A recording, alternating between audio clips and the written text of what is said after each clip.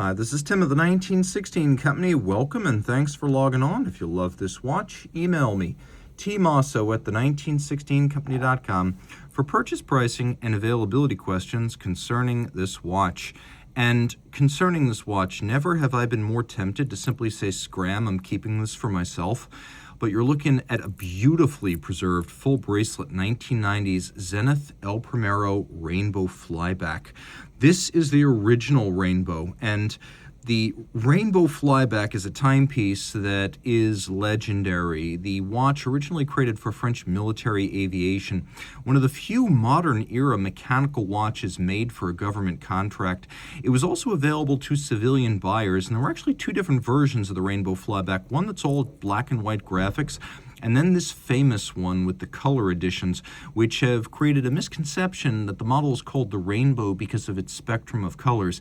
In fact, this family of watches debuted back in 1992, and it was initially nautically inspired with a caseback depicting the 1930s J-class sailing yacht Rainbow, and that was the namesake of this model line. Later on, the flybacks were added for aviation applications, but the colors are more a function of the aviation requirements than of the name of the watch, which again is nautically inspired, not inspired by natural chromatic phenomena.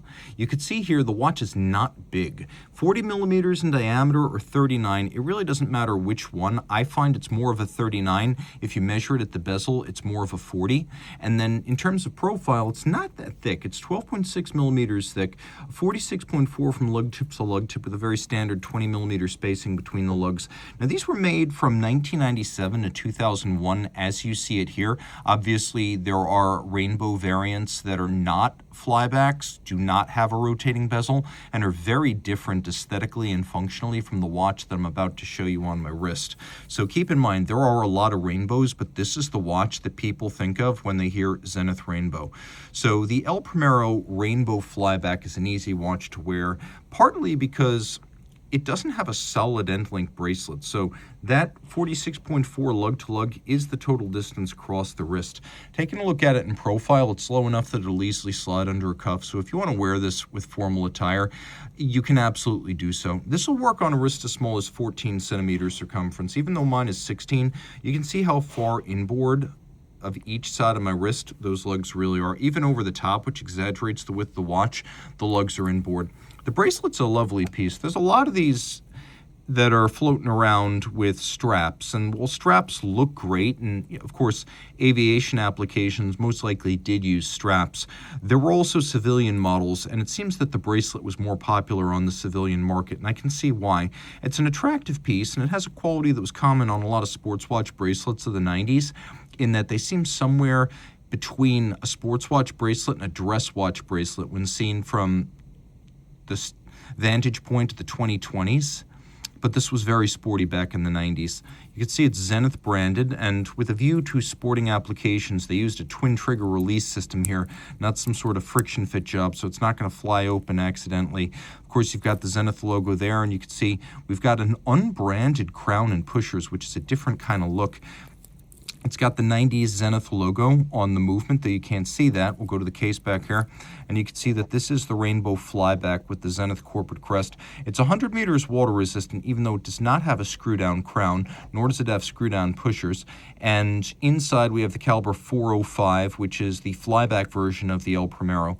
The flyback El Primero is identical in almost every way to a standard caliber 400, with the exception of the fact that you can do this, reset and restart without first stopping. That's great for aviation applications because it allows you to rapidly restart without halting, resetting, and restarting. So if events like maneuvers occur in rapid succession, boom, just like that, you're on your way again. A surprise here for a lot is going to be that it's not a tachometric scale bezel, but it's a telemeter bezel. And the telemeter bezel was the aerospace version. There were tachometric bezels, but not on the flybacks for aviators. So what this does is it allows you to gauge distance, and this is a function that's currently associated with field artillery. So people who think about telemeters, they often describe it as a gauge of distance, and generally a gauge of distance with the assumption that you're going to be using it at ground level, and thus if you watch artillery crash into a crater, you count with the chronograph until you hear it, and then you assume the speed of sound at sea level, all of which is very strange for an aerospace application, but that is what a telemeter is for. It is basically to gauge distance. Also, while it may appear that this is a dive-style bezel, it's actually a bidirectional pilot's bezel. You'll notice it's fully calibrated, which is a very military thing to do, a little bit like Zinn's mission timers or various military contract dive watches of the 60s. Having full calibration gives you more precision when determining elapsed time. So you've only got 30 minutes with the chronograph, but you've got a count up to 60 minutes with the bezel. And this bezel is in better shape than any I've ever seen for one of these. Not only is the anodized element completely intact, but we've actually got the bezel pearl there. And I should be clear because these are a bit odd. The early versions of the rainbows, and by that I mean the non-flyback versions, were actually luminova. And then later on, for the rainbow flybacks, they went back to tritium, which is a very unusual thing by 90s and early 2000s standards. So what I'll do is I'll turn off the light and give you a full peace of mind reassurance that this is in fact a full tritium dial, and it's tritium dial, hands, and bezel pearl, all of them. You can see how quickly that dies down. That's not luminova. All of this is symmetrical, and it has symmetrical patina, which is gorgeous. Usually these tritium bezel pearls are missing, and a lot of times the tritium hands have been replaced. This one is unusually intact in that regard. Now you can see it is T-signed, and it lives up to that legend. There's a lot to love here. This is probably one of the most beautiful chronographs I've ever encountered, and it's a very Zenith type experience because it's quirky, right down to the El Primero's unusual middle position hand setting. That's right, the middle position where you'd normally set a date on other watches is actually where the hand setting function is. And if you pull it all the way out, that's what engages the quick set. Now there's no hacking because classical El Primeros don't have that, but if you want to just use the seconds hand as your seconds hand, well, you can do that. Running seconds, just ignore that. You've got the center seconds and you can just zero reset it. Now, I wouldn't recommend running it indefinitely because it is a lateral clutch chronograph. The movement's in great shape. I've seen it with the case back off and the movement is untouched. Not to say it hasn't been serviced, just that it hasn't been brutalized by amateur watchmakers.